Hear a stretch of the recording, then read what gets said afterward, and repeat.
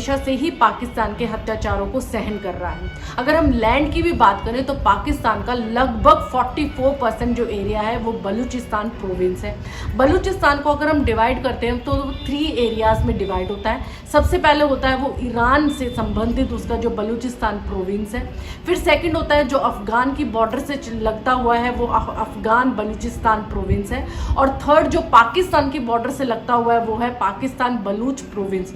यानी वो 3 states of provinces में जो बटा हुआ है वो हर बॉर्डर से कनेक्टेड है, जैसे ईरान से, अफगानिस्तान से और पाकिस्तान से। दोस्तों इसको समझने के लिए हमें थोड़े से जो है वो हिस्ट्री की तरफ जाना पड़ेगा। यानी 1947 के टाइम जब देश आज़ाद हुआ था और देश जो है वो 2 टुकड़ों में बटा था, पाकिस्तान और इंडिया। तब बलूच जो प्रोविंस है यानी बलूचिस्तान था वो नहीं चाहता था कि वो पाकिस्तान में जाके मर्ज हो। वहाँ के लोग चाहते थे कि या तो हमारी अलग से कंट्री बना दो या फिर हमें इंडिया में ही मर्ज कर दो।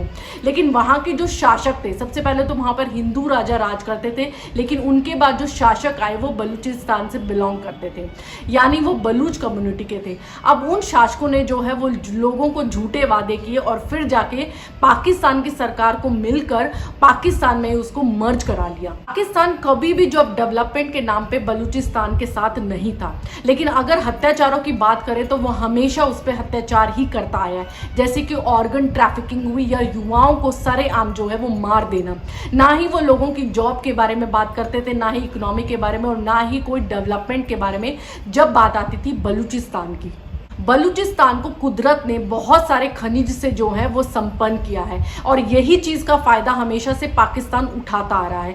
चाइना के साथ अपने कनेक्शन बनाने के लिए उसने बलूचिस्तान को बहुत अच्छे से यूज़ किया, क्योंकि वो जानता था कि बलूचिस्तान के पास जो खनिज है अगर चाइना उसको इंपोर्ट करता है तो कहीं ना कहीं पाकिस्तान को उससे बड़ा फ़ायदा होने वाला है। इसीलिए एक ग्वाद पोर्ट बनाया गया बलूचिस्तान एरिया में और चाइना को एक हाईवे की तरफ कनेक्ट करके गवाद पोर्ट से कनेक्ट कर दिया गया, ताकि जो है वो आवाजाही हो सके और आराम से जो खनिज है बलूचिस्तान के वो चाइना में पहुंच सके। बलूचिस्तान के लोगों में आक्रोश हमेशा से था और वो कभी भी चुप नहीं बैठते थे, इसलिए उन्होंने अपनी एक बलूच लिबरेशन आर्मी बनाई अपने ही स्टेट ऑफ प्रोविंस में। अब वहां पर जैसे अभी फिलहाल में एक ट्रेन हाईजैक का केस आया जहां पर 300 से 400 लोग मौत के घाट उतार दिया गया और उसमें से बताया जा रहा है कि ज्यादा तो पाकिस्तान की आर्मी के लोग थे। अब पाकिस्तान ने क्या किया, पाकिस्तान ने उन अपनी आर्मी के लोगों को जो उसमें मारे गए थे ना ही उनको श्रद्धांजलि दी और ना ही उनके जो फैमिली है उसको कोई सपोर्ट दिया।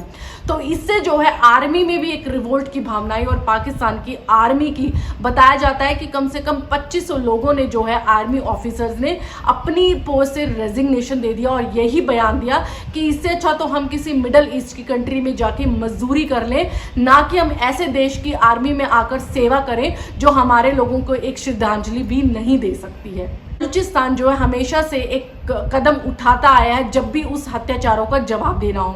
जैसे उन्होंने पिछले साल पाकिस्तान में एक आग लगा दी थी एक बस में, जहां पर बताया जाता है कि 90 जो थे वो फौजी थे आर्मी के ही, यानी पाकिस्तान आर्मी के 90 फौजी थे और वो सारे के सारे जो हैं वो जलकर राख हो गए। अब बलूचिस्तान ने जो है वो अपनी खुद से अपनी एक जो गवर्नमेंट डिक्लेयर कर दी और उन्होंने अपना एक अलग से प्राइम मिनिस्टर भी डिक्लेयर कर दिया है, डॉक्टर नईला, जो हर कंट्री में जा जाके सपोर्ट मांग रही है कि हमारी कंट्री को हेल्प करो ताकि हमारी जो प्रोविंस है वो पाकिस्तान से अलग हो सके।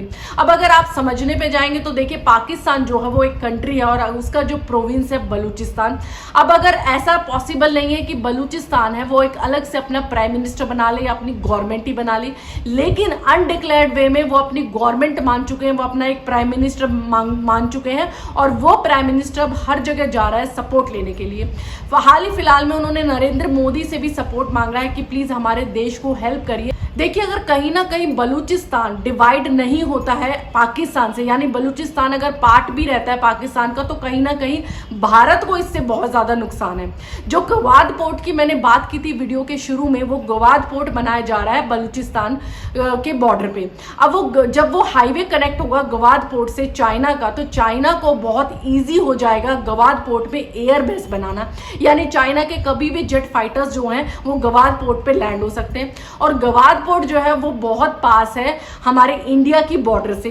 अब चाइना जो है वो हिमालय की वजह से हमारे इंडिया पे अटैक करते हुए डरता है, क्योंकि इंडिया जो है वो लो एल्टीट्यूड पे है, और जब उसके जेट फाइटर्स ऊपर आते हैं हाई एल्टीट्यूड से, तो वो लो एल्टीट्यूड में आते हुए कम प्रेशर की वजह से फाइट नहीं कर पाते हैं। तो चाइना को इससे बहुत ज्यादा फायदा हो जाएगा कि अगर वो ऐसे लैंड बेस पर आकर जब वो फाइट करना चाहेगा भारत से, तो उसको बहुत ईजी हो जाएगा कि वो अपने जेट फाइटर्स जो है वो आराम से भारत में उतार सके और भारत को है जो है दोबारा से वॉर कर सके।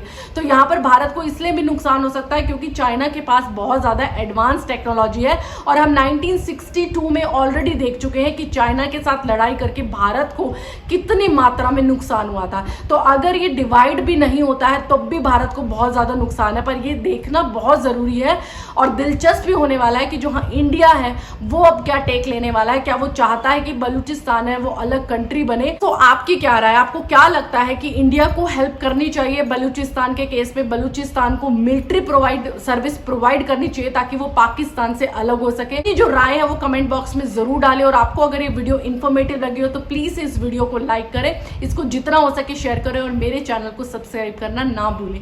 Thank you for watching.